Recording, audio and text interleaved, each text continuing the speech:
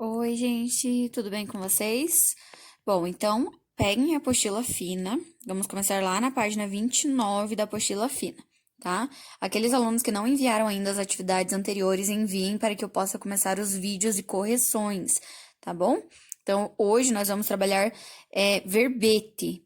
Significado de verbete. Olha lá, então. Em um dicionário, as palavras acompanhadas de seus significados e de outras informações constituem um verbete, tá? Então, olha só, qualquer palavra ou entrada de dicionário, cada uma das palavras listadas num dicionário, enciclopédia ou glossário são um verbete, tá? Então, elas são um conjunto de significações e explicações referentes a algumas palavras.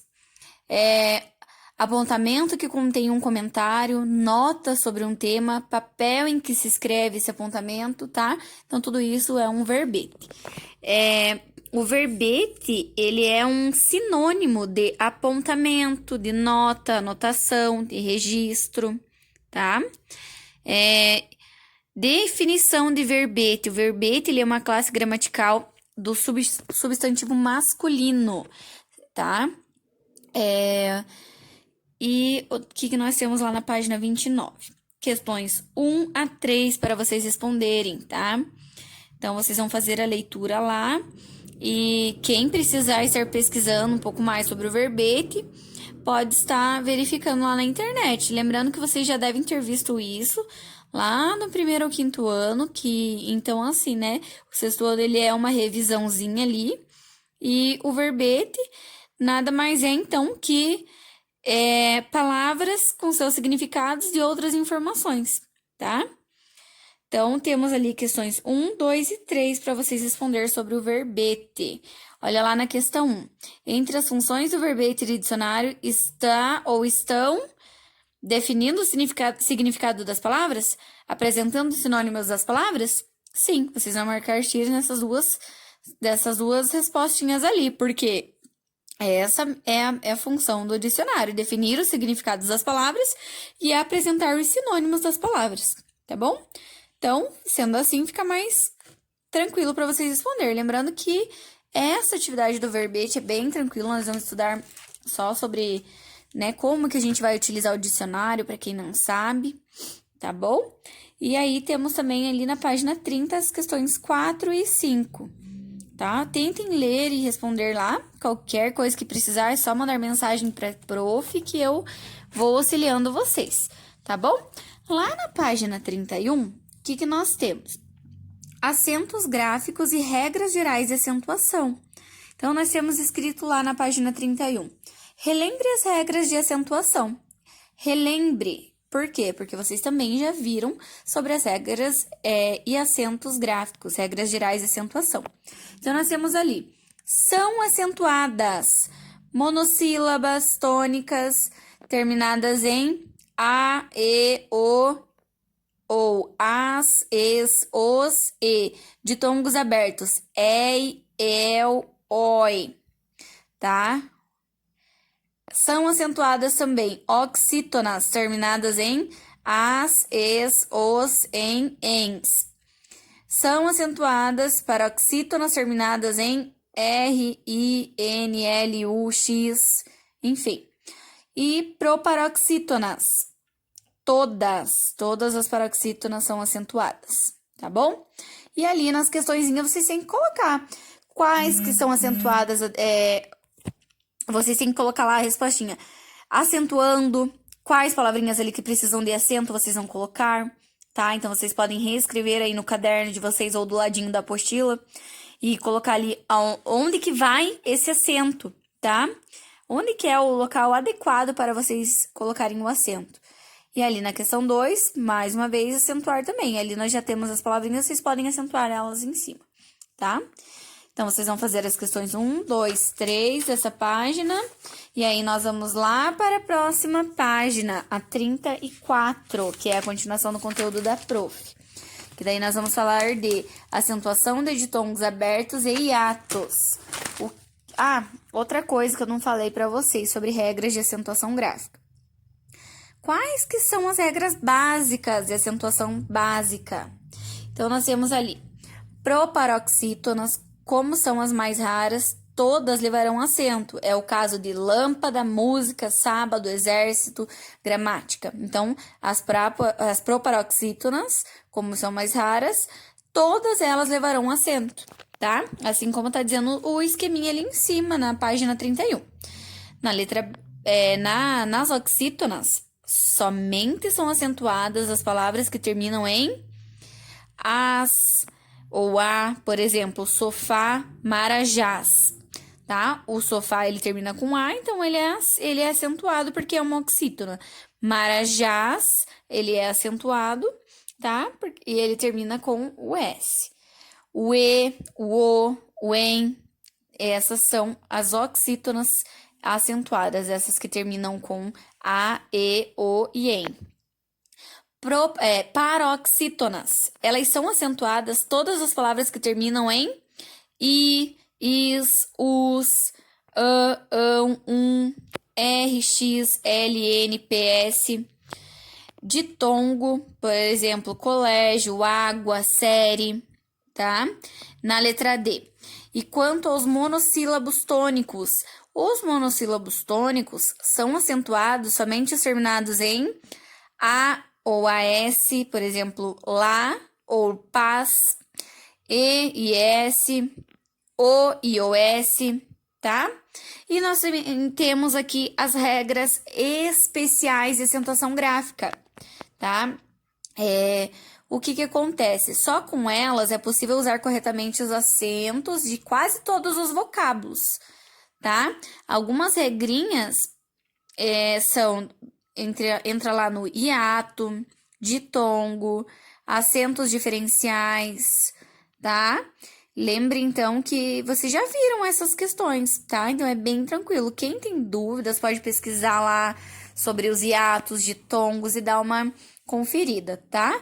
Vocês podem ver vídeos também que podem auxiliar vocês a lembrar sobre esse conteúdo que a gente já viu e que vocês já viram lá desde o primeiro ano, no segundo ano, tá bom? E aí, vamos para a página 34 agora, então, sobre a acentuação de ditongos abertos e hiatos. Então, o que está escrito lá na página 34? Lembre-se, são acentuados os ditongos es, os, els em monossílabas. Por exemplo, céu. São acentuados os ditongos es, os, el em oxítonas, por exemplo, lençóis. Não são acentuados os ditongos abertos em paroxítonas.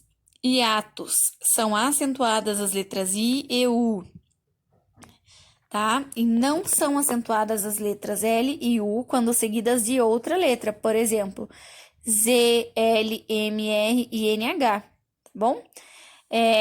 A acentuação de ditongos abertos e hiatos, então. Ao escrever determinadas palavras, podemos ficar em dúvida em relação à acentuação. Para esclarecer isso, é preciso distinguir o que é ditongo aberto e ditongo fechado, e o que é hiato, tá? Então, lembrem-se que a gente já viu também isso em sala, antes da gente entrar nessa quarentena, né?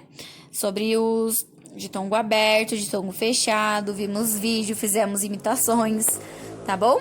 Então, lá daí temos as questões 1, 2, 3, 4.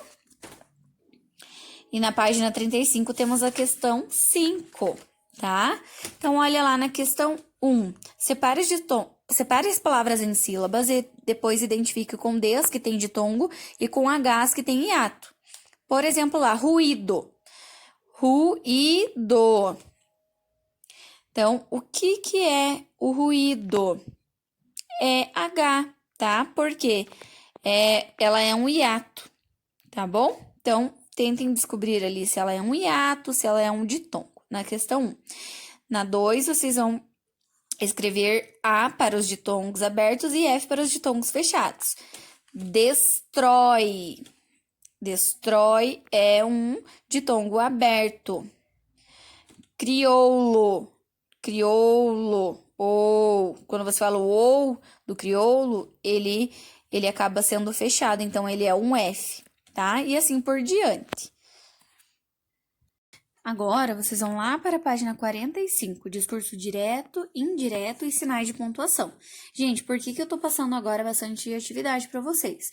Nós estamos perto de fechar o bimestre, e se a gente não der um gás agora na apostila, não vai dar tempo da gente terminar, tá? Tudo que eu já passei para vocês de outras questões fora da apostila, foi tudo para complementar, né? Tem atividades ali que são online e que era necessário eu passar e que às vezes em sala não ia dar tempo da gente realizar, porque elas são online, por exemplo, aqueles jogos sobre gramática, alguma indicação de filme que eu passei também para vocês, tá? Então agora nós vamos pegar firme na apostila. E eu preciso que vocês enviem as atividades anteriores para poder realizar as correções. Tá bom? Então vamos lá na página 45 e lembrando também que é bem tranquilinho, tá? São poucas atividades. Então, são poucas atividades, por isso que eu estou passando bastante páginas para vocês. Mas eu vou dar um tempo também maior ali para vocês estarem entregando, tá bom? E então, vamos lá. Vocês precisarão ler na página 45 a fábula sobre a lebre e a tartaruga, para poder responder ali as questões. Então, nós vamos entrar agora em discurso direto e indireto. Sobre os sinais de pontuação, a gente também já viu em sala e vocês já devem ter visto nos anos anteriores. Então, eu acredito que não preciso comentar sobre os sinais de pontuação, né? Vocês já devem saber, mas caso não saibam, é só pedir para a prof que eu vou passando lá, auxiliando vocês. Mas, sobre o discurso direto e indireto, a gente vai iniciar agora. Então, olha só. O que seria o discurso direto?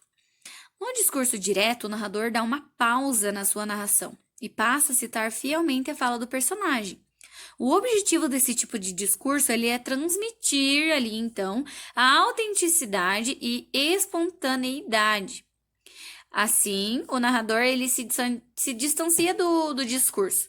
Ele não se responsabiliza pelo que é dito, tá? Então, ele pode ser também utilizado por questões de humildade, para não falar algo que foi dito por um estudioso, por exemplo, como se fosse da sua própria autoria. Tá? Então, o discurso direto é como se fosse a nossa própria fala, nossa própria opinião, tá? E no discurso direto, ele utiliza dos verbos e categoria dicente, tá? São aqueles que têm relação com o verbo dizer, são chamados de verbos de elocução. A relação do verbo ali, então, é saber falar, responder, perguntar, indagar, declarar, exclamar, entre outros. Na utilização dos sinais de pontuação, né? Ele vai ali o travessão, exclamação, interrogação, 2 pontos, a aspas também entra, tá? Então, é por isso que também ele diz ali no tema que é discurso direto, indireto e sinais de pontuação. Esses sinais de pontuação a gente não vai entrar, porque é esses sinais de pontuações que entram sobre o discurso direto e o indireto. São os sinais de pontuação que a gente verifica quando está lendo um texto. Se não tem ali um sinal de pontuação, a gente não consegue ter o entendimento daquele texto, tá? Então, vocês aí vão fazer a leitura sobre a lebre e a tartaruga e vão realizar as atividades. No discurso indireto, o que acontece? O narrador da história, ele interfere sempre na fala do personagem, preferindo suas palavras. Nas características do discurso indireto, o discurso é narrado em terceira pessoa. E algumas vezes eles são utilizados os verbos de locução. Por exemplo, falar, responder, perguntar, indagar, declarar, exclamar, assim como eu já havia dito. Mas não há utilização do travessão, pois geralmente as orações são subordinadas, ou seja, elas dependem de outras orações, o que pode ser marcado através da conjunção que, tá? O verbo mais a palavrinha que. E os exemplos de discurso indireto que nós temos, geralmente eles são formados, os formados repetiam que iriam cumprir seus deveres e respeitar seus semelhantes com firmeza e honestidade. O réu afirmou que era inocente. Querendo ouvir sua voz, resolveu telefonar, cumprimentou e perguntou quem estava falando. Do outro lado, alguém respondeu ao cumprimento e perguntou com um tom de simpatia com quem a pessoa queria falar. Então, essas são três exemplos que eu dei para vocês de quais são os discursos indiretos, tá? E assim. Temos também ali o discurso indireto livre, que não estamos trabalhando por enquanto, mas lá na frente a gente vai estar começando a ver sobre o discurso indireto livre, tá bom? Então eu não vou falar no momento para não confundir vocês, tá? Mas lembre-se, narrador observador, o que é? É aquele que não participa da história como personagem e narra os fatos em terceira pessoa. Narrador personagem, ele é aquele que participa da história e ele mesmo narra os fatos em primeira pessoa, tá? Então, vocês vão responder ali as atividades da página 45 e 46. E é isso, gente. Então, são as atividades ali da 1 até a 8, tá? Página 45 e 46. Qualquer dúvida que vocês precisarem, eu estou à disposição.